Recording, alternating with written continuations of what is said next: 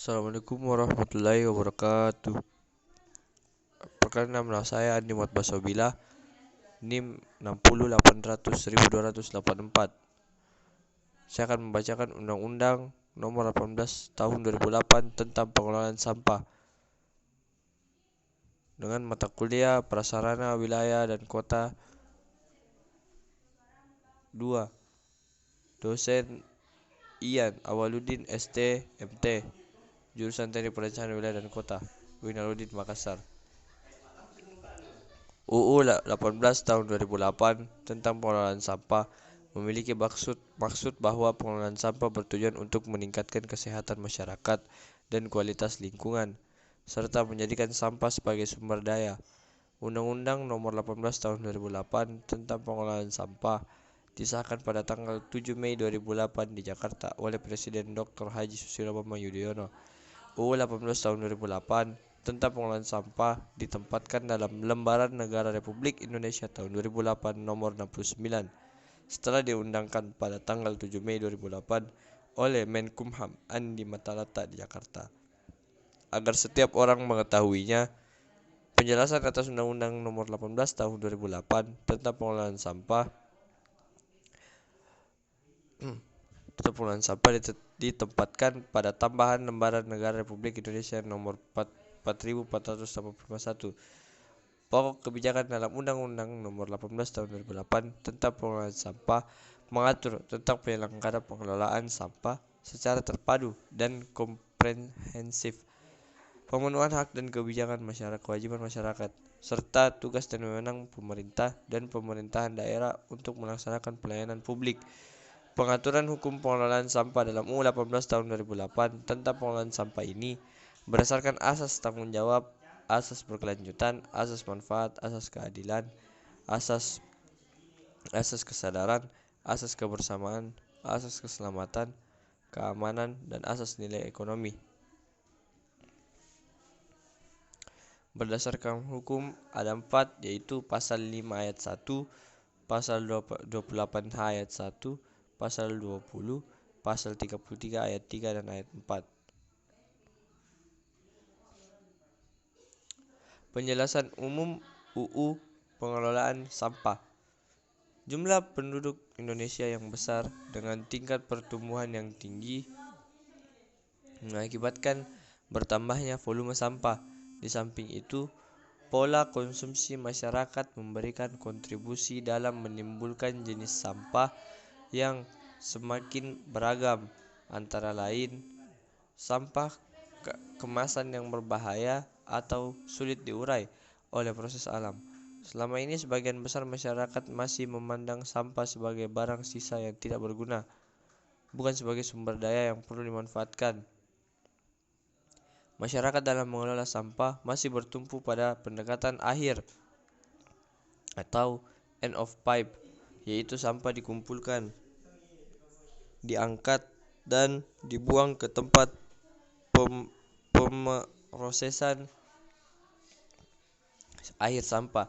Padahal timbunan sampah dengan volume yang besar di lokasi tempat pemrosesan akhir sampah berpotensi melepas gas metan atau CH4 yang dapat meningkatkan emisi gas rumah kaca dan memberikan kontribusi terhadap pemanasan global.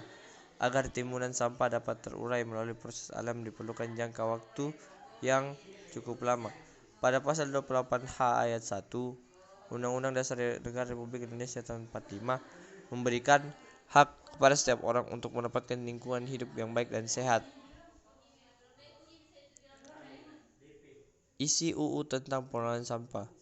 Dalam undang-undang ini yang dimaksud dengan: pertama, sampah adalah sisa kegiatan sehari-hari manusia atau proses alam yang berbentuk padat. Yang kedua, sampah spesifik adalah sampah yang karena sifat, konsentrasi, atau volumenya memerlukan pengelolaan khusus. Yang ketiga, sumber sampah adalah asal timbulan sampah. Yang keempat, penghasilan sampah adalah setiap orang atau akibat proses alam yang menghasilkan timbunan sampah. Yang kelima, pengelolaan sampah adalah kegiatan yang sistematis, menyeluruh, dan berkesinambungan yang meliputi pengurangan dan penanganan sampah. Yang keenam, Tempat penampungan sementara adalah tempat sebelum sampah diangkat ke pendauran ulang, pengelolaan, atau pengolahan sampah terpadu. Yang ketujuh, tempat pengolahan sampah terpadu adalah tempat dilaksanakannya kegiatan pengumpulan, pemilahan, penggunaan ulang, pendauran ulang, dan pemrosesan air sampah.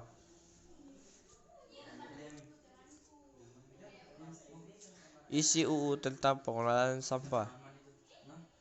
Nah, yang pertama itu sampah yang dikelola berdasarkan undang-undang ini terdiri atas A.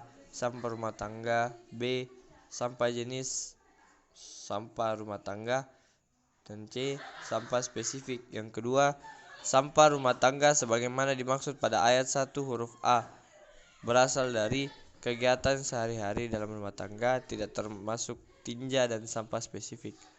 Yang ketiga, sampah sejenis sampah rumah tangga sebagaimana dimaksud pada ayat 1 huruf B berasal dari kawasan komersial, kawasan industri, kawasan khusus, fasilitas sosial, fasilitas umum, atau fasilitas lainnya. Yang keempat, sampah spesifik sebagaimana dimaksud pada ayat 1 huruf C meliputi A. Sampah yang mengandung bahan berbahaya dan beracun, yang mengandung limbah bahan berbahaya dan beracun, dan C. Timbul akibat bencana. D. Puing bongkaran bangunan. E. Sampah yang secara teknologi belum dapat diolah, dan F. Sampah yang timbul secara tidak periodik. Tugas pemerintah dan pemerintahan daerah sebagaimana dimaksud dalam pasal 5 terdiri atas: pertama, menumbuhkan dan meningkatkan kesadaran masyarakat dalam pengelolaan sampah. Yang kedua, melakukan penelitian, pengembangan teknologi, pengurangan dan penanganan sampah. 3. Memfasilitasi, mengembangkan dan melaksanakan upaya pengurangan, penanganan dan pemanfaatan sampah. Yang keempat, melaksanakan pengelolaan sampah. Yang keempat, melaksanakan pengelolaan sampah dan fasilitasi penyediaan prasarana dan sarana pengelolaan sampah. Yang kelima, mendorong dan memfasilitasi pengembangan manfaat hasil pengelolaan sampah. Yang keenam, memfasilitasi penerapan teknologi spesifik lokal yang berkembang pada masyarakat setempat untuk mengurangi dan menangani sampah.